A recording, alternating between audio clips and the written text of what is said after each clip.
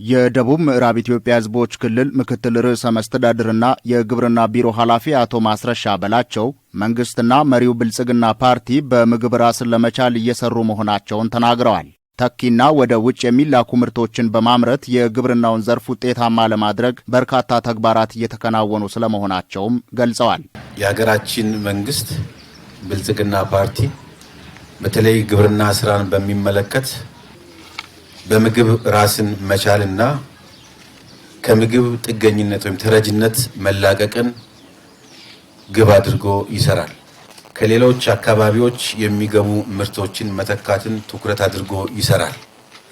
ተኪ ምርቶችን ማምረት ወደ ውጪ ተልከው ለኔና ለናንተ ዋስትና ሊሆን የሚችል መድኃኒት ሊገዛ የሚችል ትምህርት ቤት ሊገነባ የሚችል መሰረተ ልማት ሊዘረጋ የሚችል ዶላር ሊያስገኝ የሚችል የግብርና ሰብሎችን ወይም ኤክስፖርት የሚባሉ ሰብሎችን ማምረት ትልቁ ግብ አድርጎ ይሰራል። በእነኚህ ስራዎች አማካኝነት የስራ ዕድል ፈጠራ እየተሻሻለ እንደሚገኝ ነው አቶ ማስረሻ የተናገሩት። በእነዚህ ሁሉ ስራዎች ውስጥ ትልቁ ነገር ደግሞ የስራ ዕድል ፈጠራን ትኩረት አድርጎ ይሰራል። ይህ በሀገር በቀል ኢኮኖሚ ማሻሻያ የተቀመጠ ለግብርናው ሴክተር የተሰጠ የሪፎርም ተልእኮ ተደርጎ በግብርናው ሴክተር እየተከናወነ ያለ ግባችን ነው። ከልማት አጋር ተቋማት ጋር ለዘርፉ ስኬት እየተሰራ መሆኑን በመጠቆም በተለይም ተሳትፏዊ ግብርናና የአየር ንብረት ሽግግር ወይም ፓክት የተሰኘው ፕሮግራም እያበረከተ ያለው አስተዋጽኦ ትልቅ መሆኑን ጠቁመዋል። አጋር ድርጅቶች ከኢትዮጵያ መንግስት ጋር ከኢትዮጵያ ግብርና ሚኒስቴር ጋር በጋራ ሆኖ የሚሰሩት ልማቱን ሊያሳኩና ሊያሳልጡ በሚችሉ ጉዳዮች ላይ በጋራ ተስማምተን እንሰራለን ማለት ነው።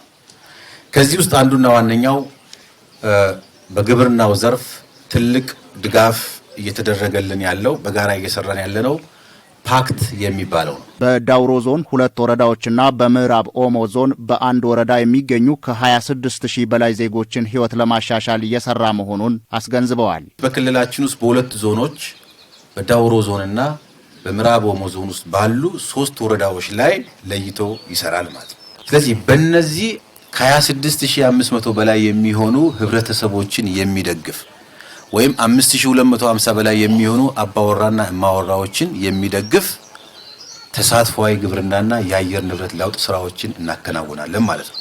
በዚህ አመት 3 የመስኖ አውታሮችን እየዘረጋ እንገኛለን። አንደኛው በቅርብ ጊዜ ከአንድ ወር በፊት ማጂ ላይ አንድ የመስኖ መሰረተ ልማት እንደዚህ ላውንች አድርገን ወደ ስራ አስገብተናል።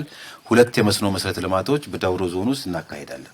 በገና ወረዳ ዛሬ ላይ ላውንች የምናደርገው የመካከለኛው መለስተኛ መስኖ መሰረተ ልማት እስከ 50 ሚሊዮን ወይም ወደ 49.5 ሚሊዮን ብር የተመደበለት ከ49 እስከ 50 ሄክታር በላይ የሚሆን ማሳን የሚያለማ ከ240 በላይ የሚሆኑ አርሶ አደሮቻችን ተጠቃሚ የሚሆኑበት መስኖ መሰረተ ልማት ነው። የደቡብ ምዕራብ ኢትዮጵያ ሕዝቦች ክልል ውሃ ማዕድንና ኢነርጂ ቢሮ ኃላፊ ኢንጂነር በየነ በላቸው የአርሶ አደሩን ህይወት ለመቀየር ከዝናብ ጠባቂነት ይልቅ የመስኖ ስራ ላይ በትኩረት እየተሰራ መሆኑን አስታውቀዋል። በክልሉ ከ32000 ሄክታር በላይ ማሳ የማልማት አቅም ያላቸው ፕሮጀክቶች ጥናት ተደርጎባቸዋል ነው ያሉት።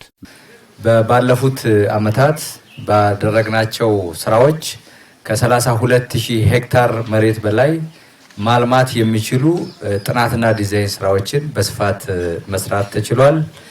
በዚህ አመትም እንደዚሁ አንድ ከፍተኛ የግድብ ጥናትን ጨምሮ እንደዚሁም 15 አነስተኛ መስኖ ጥናቶችን በአጠቃላይ እንደዚሁ ከ5400 ሄክታር መሬት ማልማት የሚችሉ በጥናት ላይ ይገኛሉ። ወደ መጠናቀቅ ምዕራፍ ላይ የደረሱ ናቸው። የዳውሮ ዞን ዋና አስተዳዳሪ አቶ ዳዊት ገበየሁ ፕሮግራሙ ከዝናብ ጥገኝነት በመላቀቅ የምግብ ዋስትና እንዲረጋገጥ እየሰራ ይገኛል ብለዋል።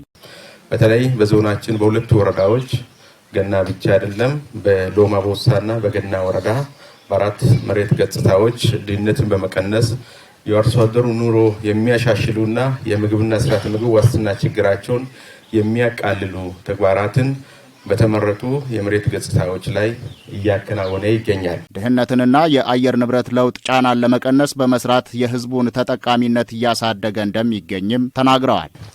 ፕሮግራሙ በመሬት ገጽታዎች የሚታየውን ድህነትና የአየር ንብረት ለውጥ ተጋላጭነትን መጠን በመቀነስ ገቢያቸውን የምግብና ስነ ምግብ ዋስትናቸው በዘላቂነት እንዲሻሻል ማስቻልን ዓላማ አድርጎ የሚሰራ ነው።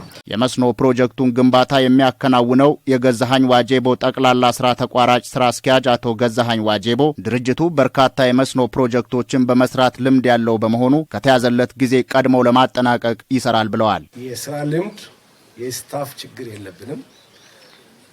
ቅድም ከተሰጠን የኮንትራት ጊዜ በፊት እንጨርሳለን ብለን ነው የምናስበው።